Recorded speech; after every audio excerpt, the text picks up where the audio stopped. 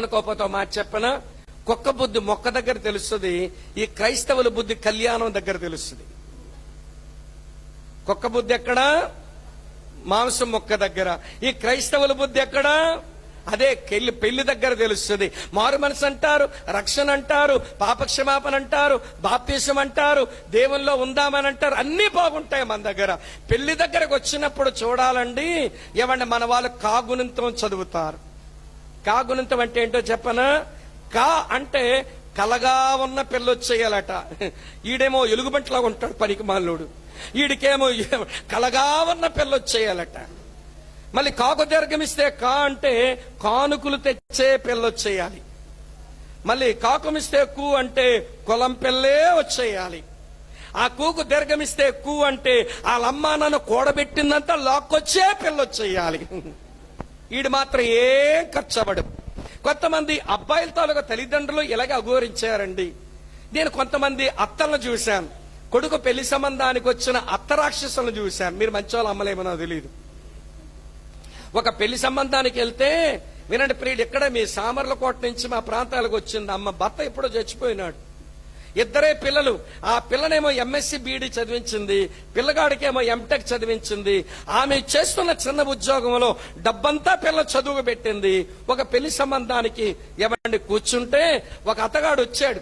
అమ్మ, ఆ పిల్లోడు అన్నమాట ఏంటి తెలుసు? అన్నా, నా పెళ్లి ఒక ప్రసంగం లాగా ఉండాలన్నా అన్నాడు. పెళ్లి ఎలాగ ఉండాలట? అనేక మందిగా ప్రసంగం లాగా ఉండాలన్నాడు. అంటే కులం చూడకుండా, కట్నాలు చూడకుండా, అందం చూడకుండా, పెళ్లి చూపులు చూడకుండా ఎంత మోడల్ గా పెళ్లి చేసుకుంటాడు పిల్లగాడు అనుకున్నాను. ఈ పిల్లగాడు 18 గుమ్మాలు ఎక్కి దిగాడు. మళ్ళీ పెళ్లి ఎలాగ ఉండాలట? అడిగి చెప్పరేవర్రా, ఓ ప్రసంగంలాగా ఉండాలట. పోనీ మొత్తానికి నేను చూడలేదులేండి, ఈ సామర్లకోట అమ్మగారి కూతుర్ని ఇతగాడే చూసుకున్నాడు. అన్నా మీరు వస్తే చివరి మాటలు మాట్లాడుకుంటాం అన్నారు. సరే నేను పోయాను. నేను ఆవిడ నాకు తెలుసు, ఈ సామర్లకోట అమ్మ. సరే కూర్చున్నారు, మాట్లాడుకుంటున్నప్పుడు ఆ సిస్టర్ నన్ను పిలిచి, బ్రదర్, నా సంగతి అంతా మీకు తెలుసు కదా, నా కష్టపడి పిల్లలకు చదువు చేయించగలిగాను కానీ నేనేమి ఆస్తులు పోగేయలేదు.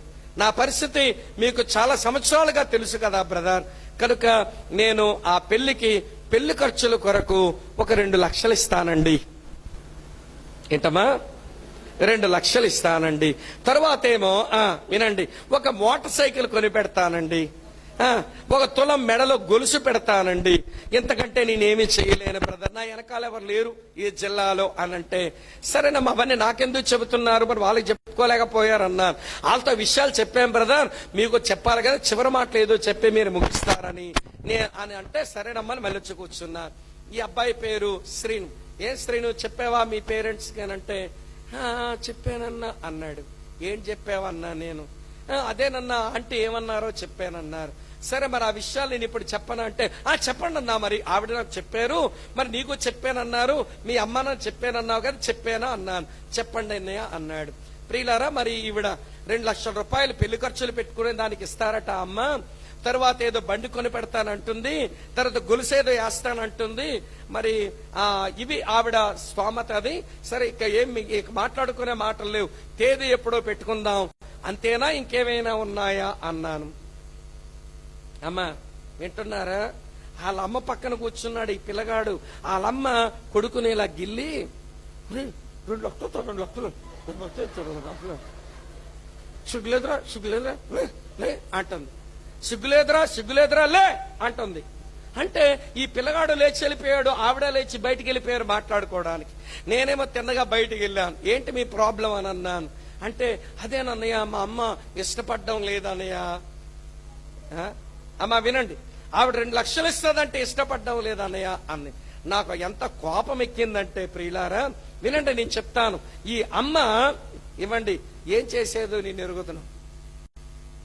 ఈ భార్యాభర్తలు ఇద్దరు లోకొండని మాకు ఊరుంది కొండల మధ్యలో, అక్కడ రాళ్లు కొట్టుకొని పెద్ద పెద్ద రాళ్లు తీసుకొని చిప్స్ లాగా ముక్కలు కొట్టి అవి పంపించి ఏదో గడించుకొని వాళ్ళ బతికే వాళ్ళు. వాళ్ళకి పుట్టిన 3 కొడుకులు, అందులో 2 కొడుకులు మా దగ్గర పెరిగారు. చర్చిలో పడుకున్నారు, మా ఇళ్లలో భోజనాలు చేశారు, హాస్టల్లో చదువుకున్నారు, సెలవులు వస్తే మా దగ్గర ఉన్నారు. ఏ పెట్టుబడి పెట్టేశావు నీ కొడుకు మీద? లక్షలొచ్చి పడిపోవాలట కొడుకు ద్వారా. రాళ్ళు కొట్టుకుని బ్రతికిన దానివి ఈ రోజు నీ కొడుకేమో ఎంఎస్సి బీఈడి వరకు చదివాడు. అది నువ్వు పెట్టిన పెట్టుబడి కూడా కాదే. సంఘము, విశ్వాసులు, ఎవరి సేవకుడు కష్టపడి చదివిస్తే ఆడ స్థాయికి వస్తే ఇప్పుడు కొడుకు ద్వారా లక్షలు వచ్చి పడిపోవాలట. నేను అడిగాను, సిస్టర్ ఒక మనిషి మాగమ్మ, నువ్వు ఏంటంత కోప్పడుతున్నావు? నీకు పెళ్ళైనప్పుడు మీ ఆయనకి మీ నాయనలు ఎంత ఇచ్చారో చెప్పు. ఏమమ్మా అత్తలు, ఒకప్పుడు మీరు కోడలనే విషయం మర్చిపోయి బుర్రకు తిరుగుడెక్కువైపోయి కళ్ళు నెత్తికెక్కేలా ప్రవర్తిస్తారు. ఈ రోజు ఒక ఆడపిల్ల నీ ఇంటి కోడలుగా వస్తే నీకు లక్షలు వచ్చి పడిపోవాలా?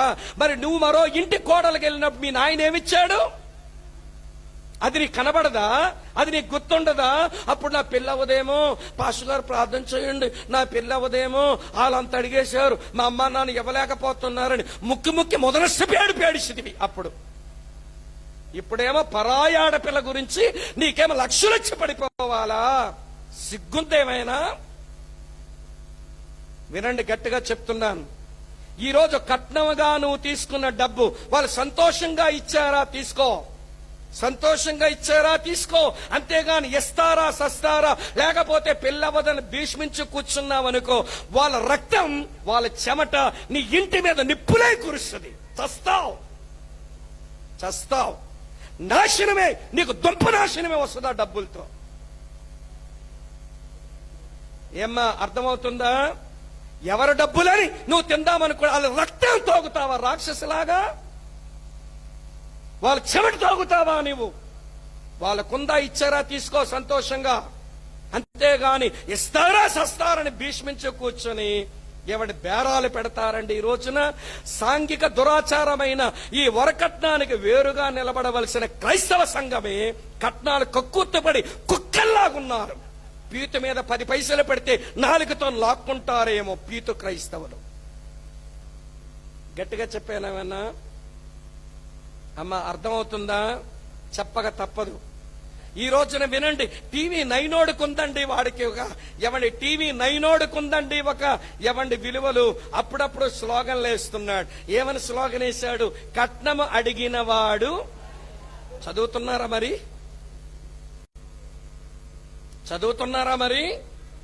సరే వినండి. కట్నం అడిగిన వాడు గాడిదైతే మరి పుచ్చుకున్నోడేంటి?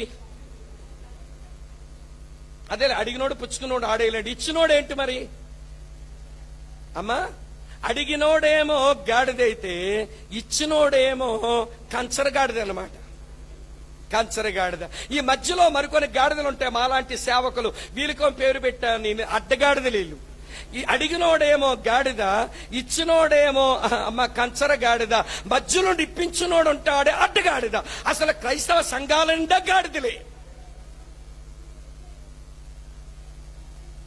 అమ్మ ఇబ్బంది పడకండి, ఎవరి వైపు చూడకండి. ఇది చాలా సున్నితమైన విషయాలు.